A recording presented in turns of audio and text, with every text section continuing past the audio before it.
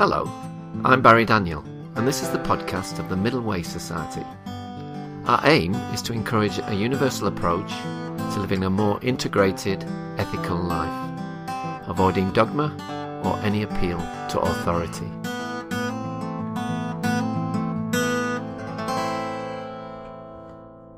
My guest today is Alison Armstrong, who is a mindfulness teacher and researcher and founder of Present Minds.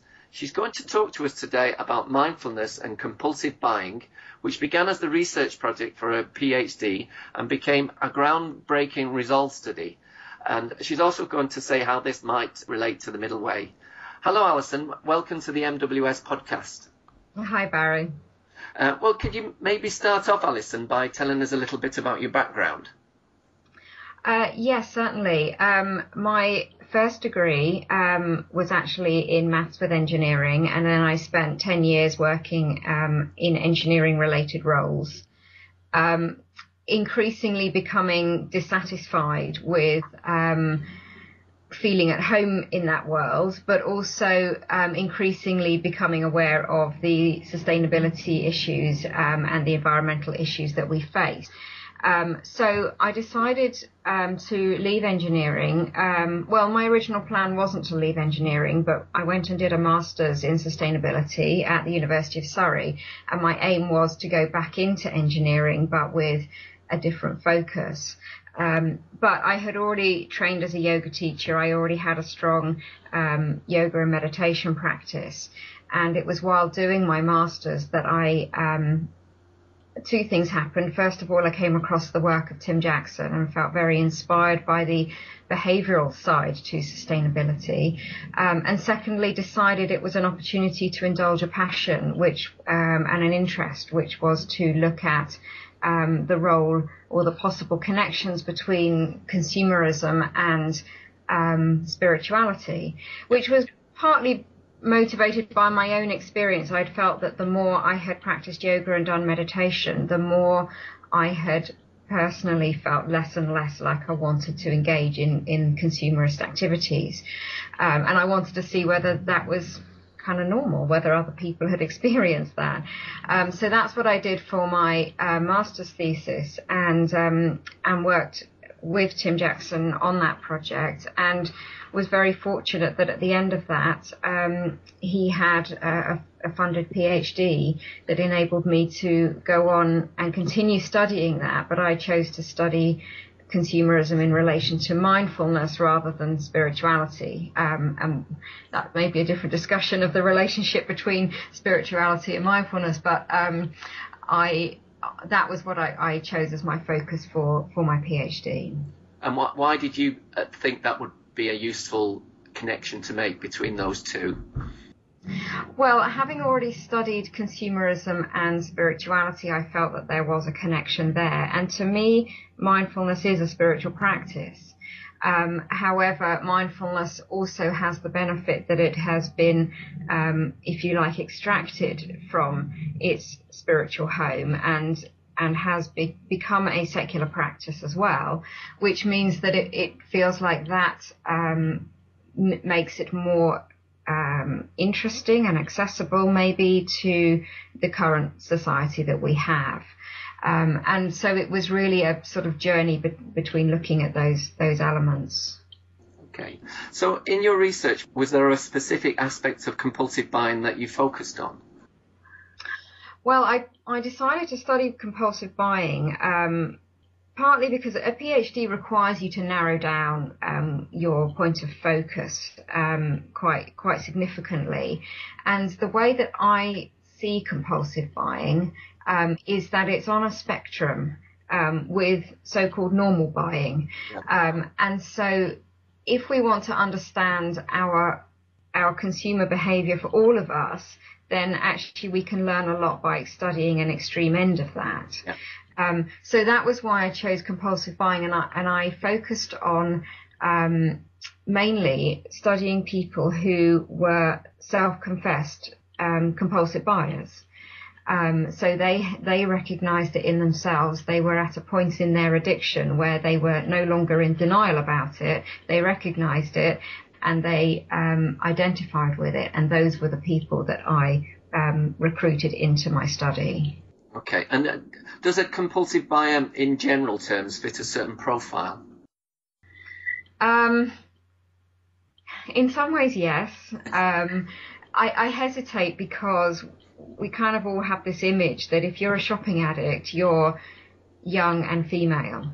And certainly you do get people. There is a peak in compulsive buying behaviour in the late teens and early 20s. So in terms of age, that would be true. But it's not capturing the whole picture, because I had people in my study who were in their 20s, but people in their 60s as well. And I had I only had one man taking part, but nonetheless I did have a man involved.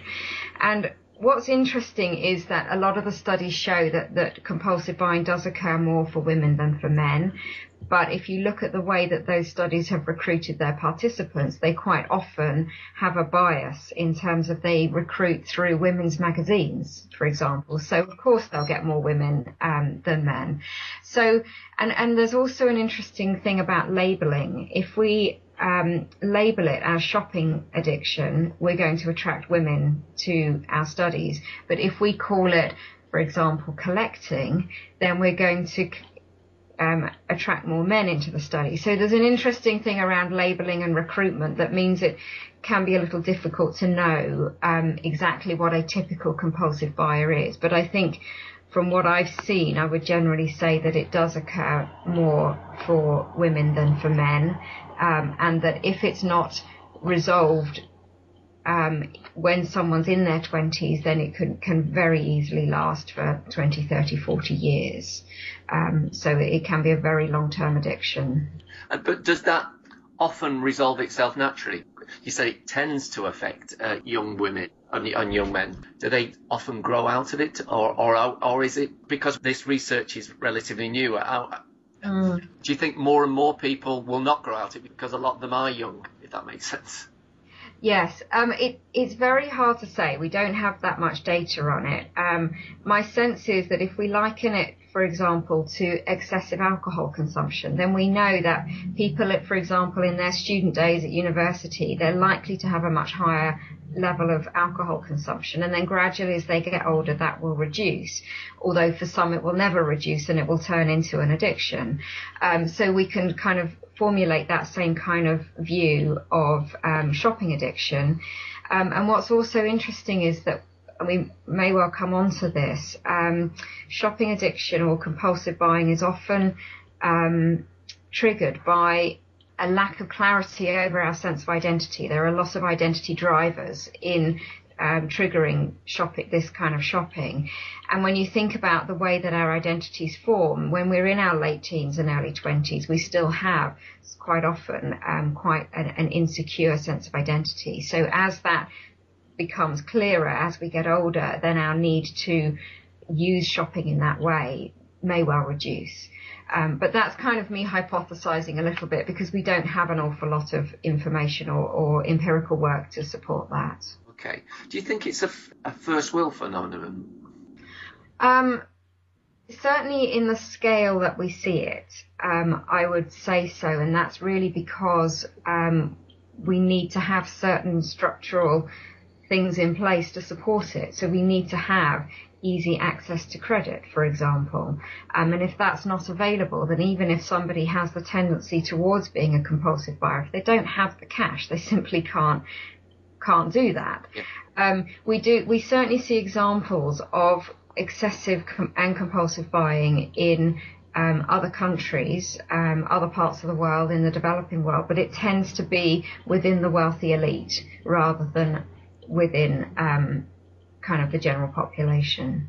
That makes sense. Yeah. Okay, so for the uninitiated listener, what is mindfulness?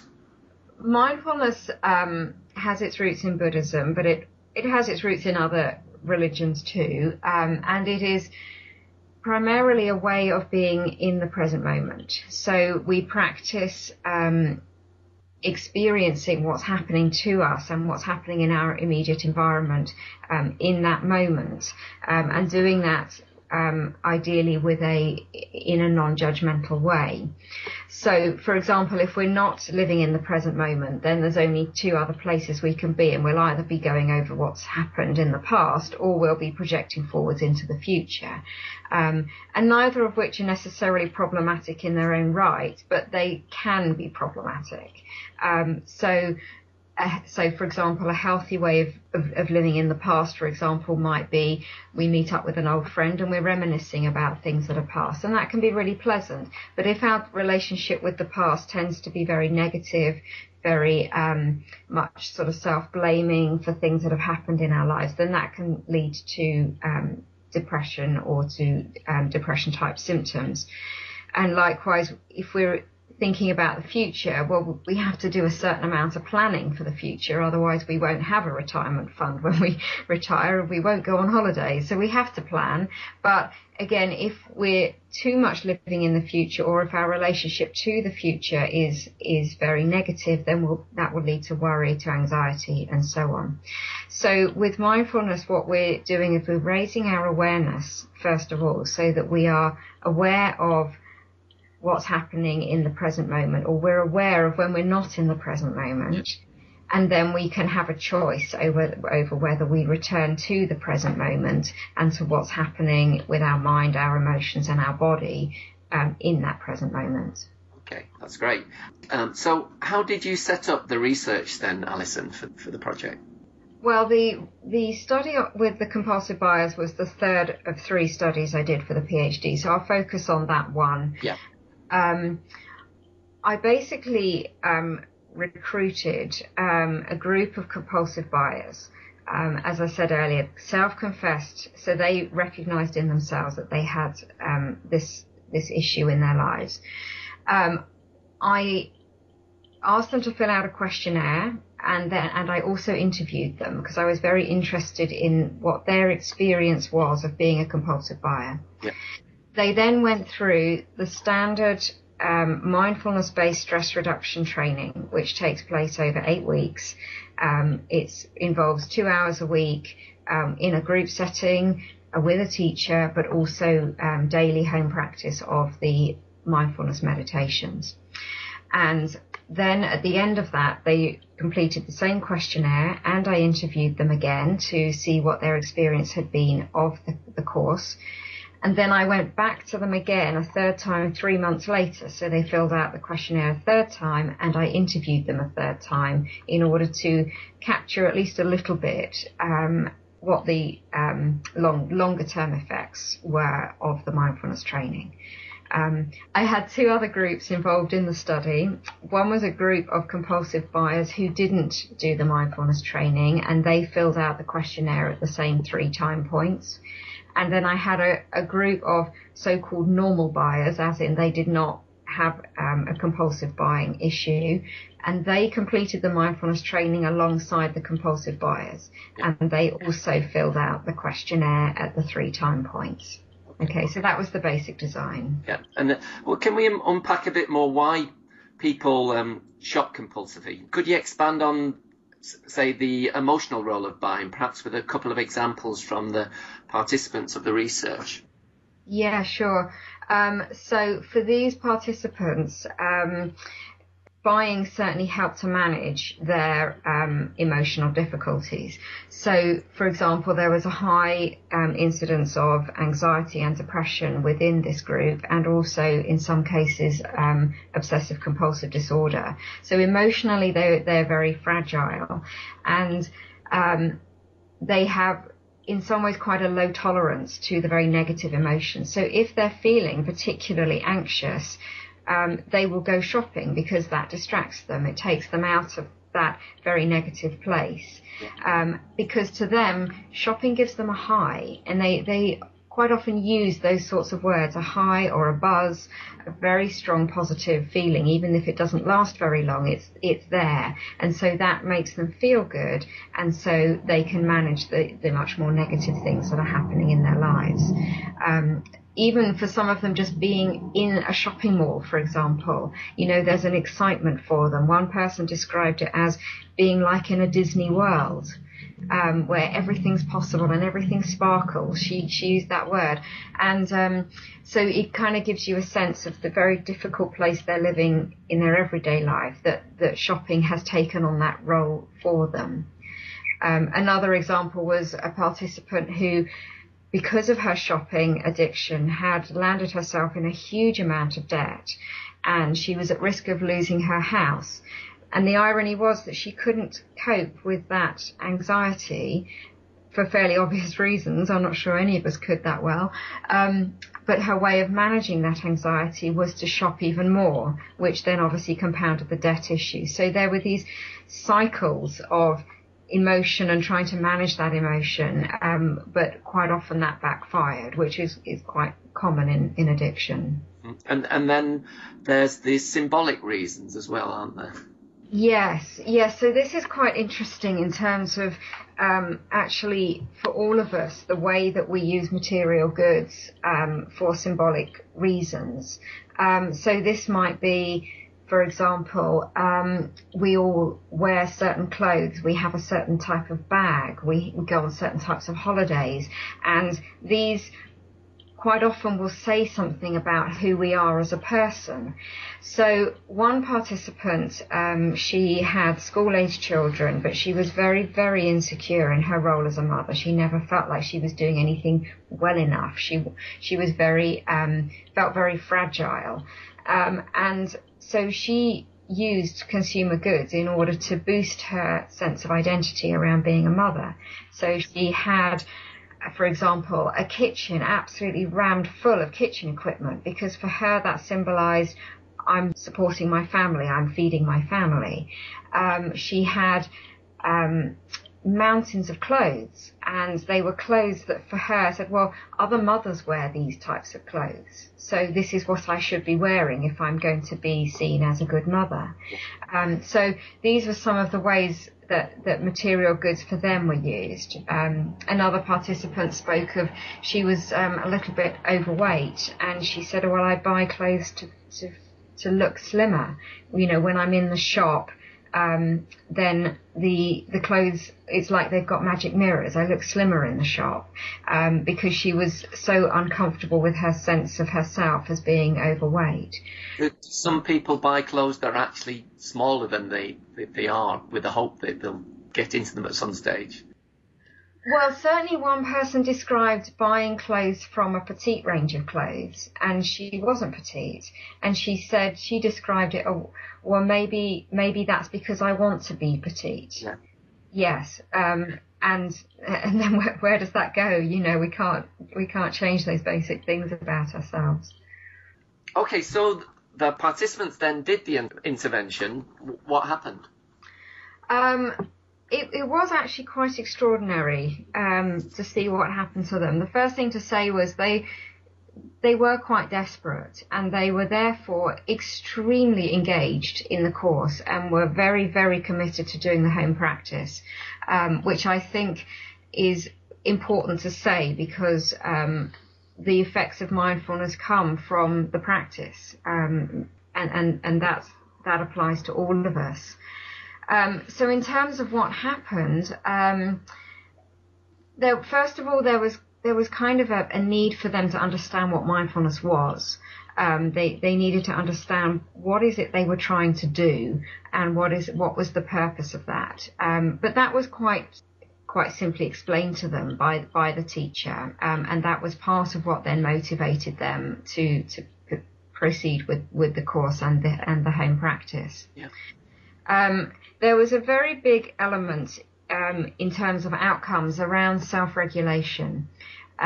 So the irony of having an addiction like this is that you feel out of control, and you use in this case, shopping, in order to regain a sense of control. But because it's an addiction, you are by definition out of control. You can't control the urges.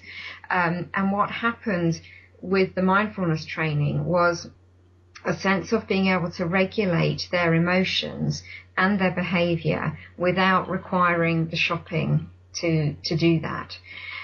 So if we think about emotion, so there's two sides of emotion regulation. We can down regulate emotions, and we can up regulate emotions, if you like. So if we talk about up regulating emotions, then I found with the participants is that they had widened their source of where they could gain positive feelings. So whereas before they thought it's only because I go shopping that I feel good. But for example, one participant spoke about a day out with her children and how in the past she would have been very focused on, at this particular attraction we've gone to, there's a shop at the end, or if I wasn't here, I could be shopping, very consumed by thoughts about shopping. But because she had been through the mindfulness training, she recognized that simply being with her children was in itself a sense of positive feeling. And so she required the shopping less to fulfill that need.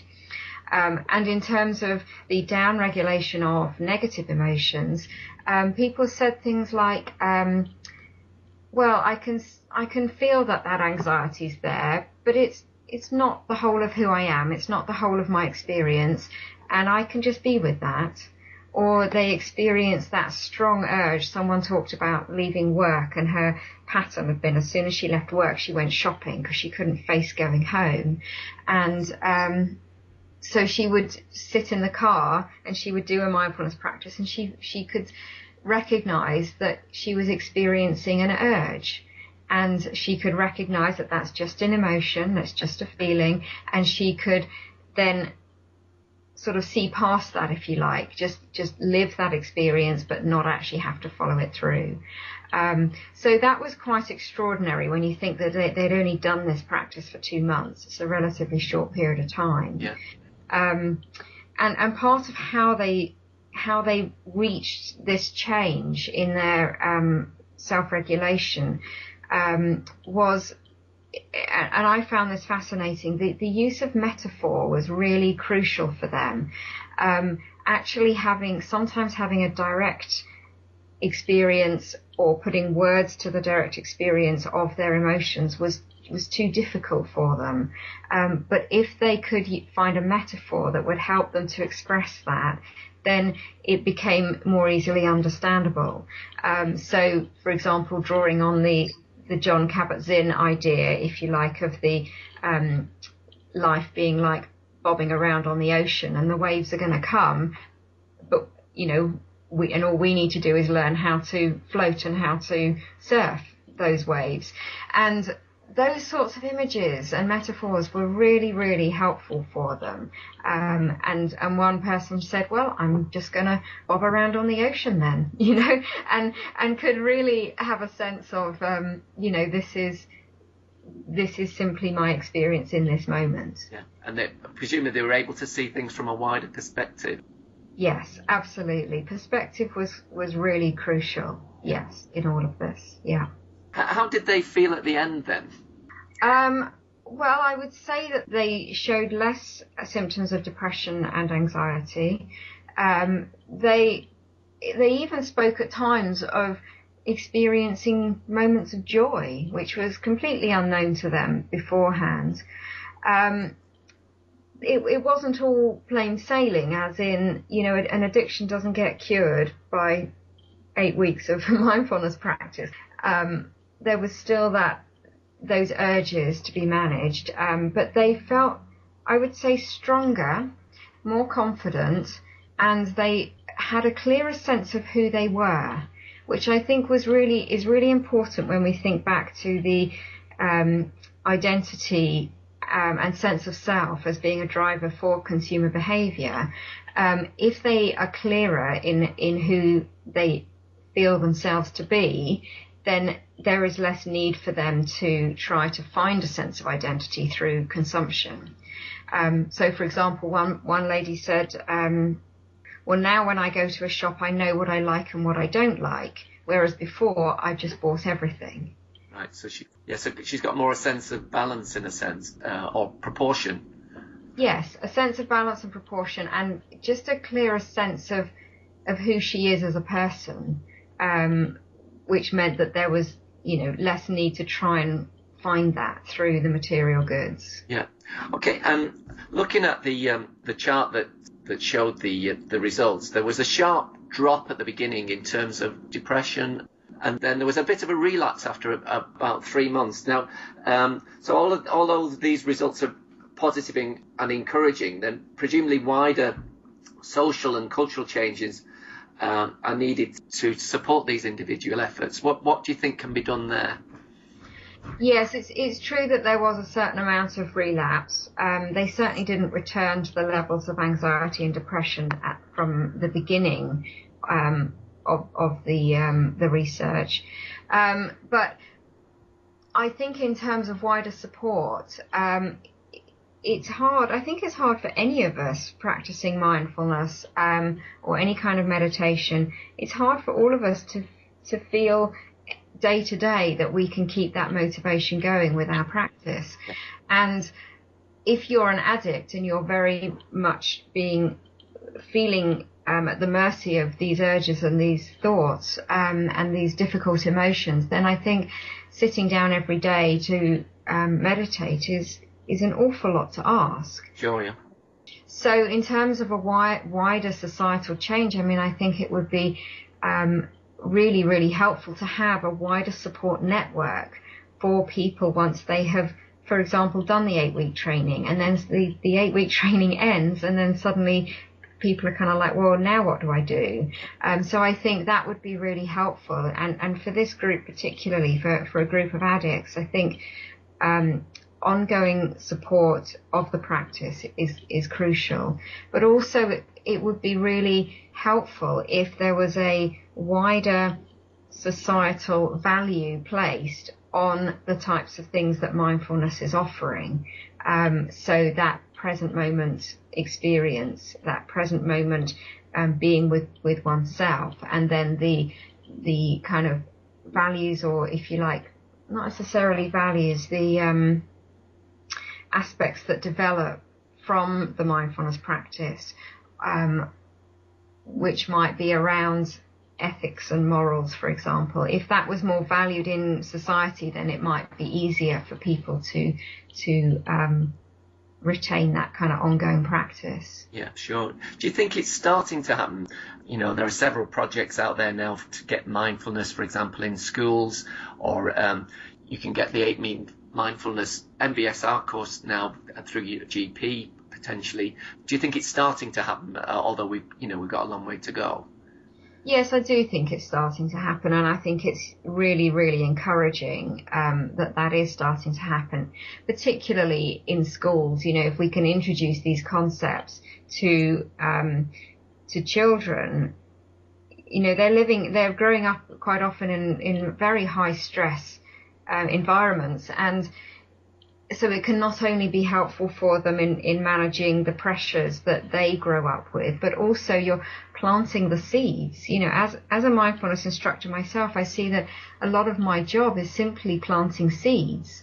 I'm planting these seeds in people's consciousness and awareness so that they can then choose whether they develop them or not. And if we're planting those seeds in young people, then who knows when that seed might germinate, but at some point it may well do so. Yeah, okay. How do your findings potentially relate to sustainability and consumption on a larger scale? Well, I think that in thinking about compulsive buying as being on a spectrum with, if you like, normal buying, and I'm not very keen on labelling things that way, and I'm not very keen on having turned compulsive buying into a pathology, but nonetheless the labels can help us to explain it. And I think if we're seeing these changes in emotion regulation, in behavioural regulation, and in people's sense of themselves, and more confident in their sense of themselves, leading to less reliance on consumer goods and behaviours to fulfil those things, then that can apply to all of us. Yeah. Very definitely. It's not limited to the shopping addict. And I think that if that's the case, then there will surely be a reduction in our overall need for new things if we are applying our mindfulness practice, so that we can regulate our emotions without needing to go shopping. And that applies to all of us, not just the compulsive buyer.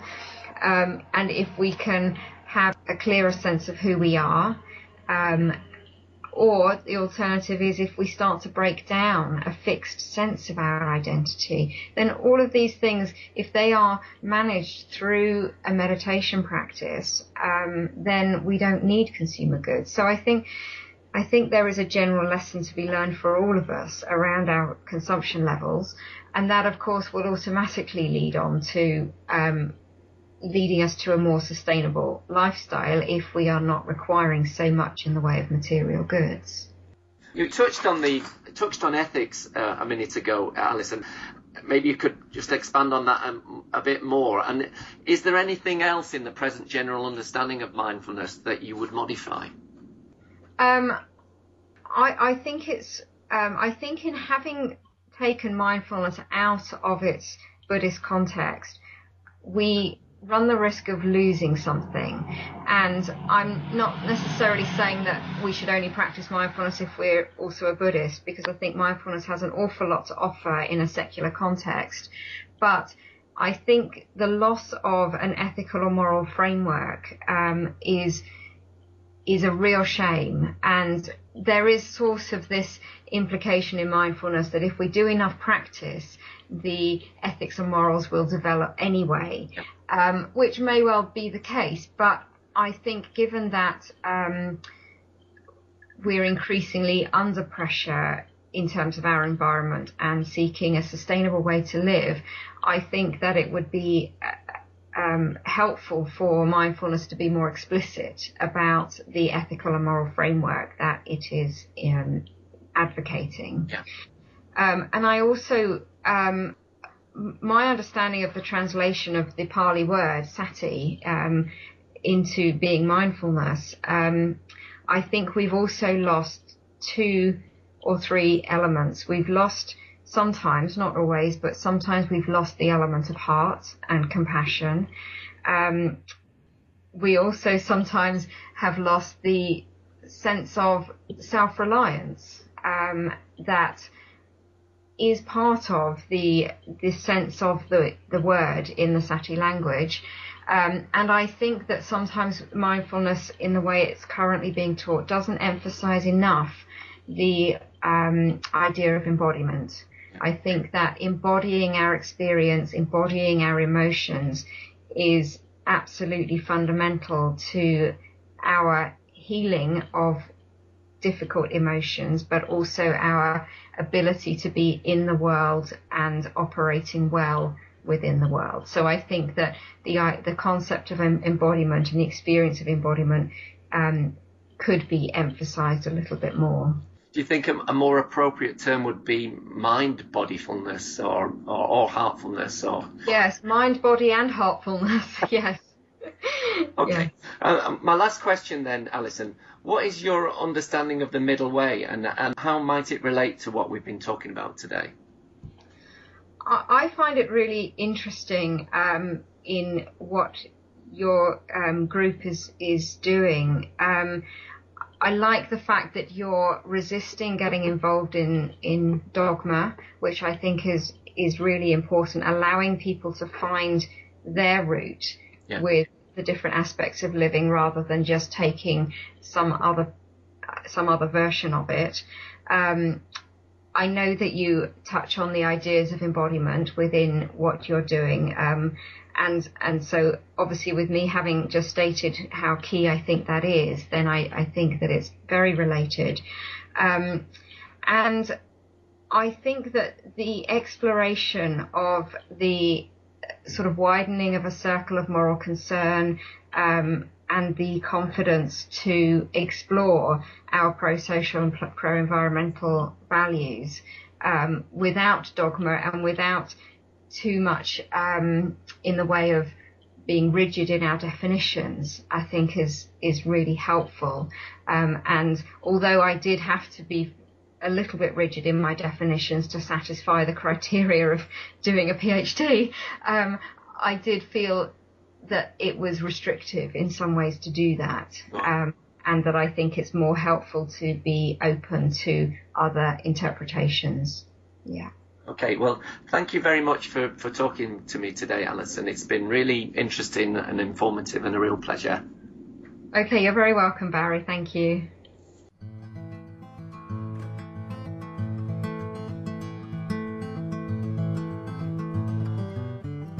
You can find out more about Middle Way philosophy at www.middlewaysociety.org.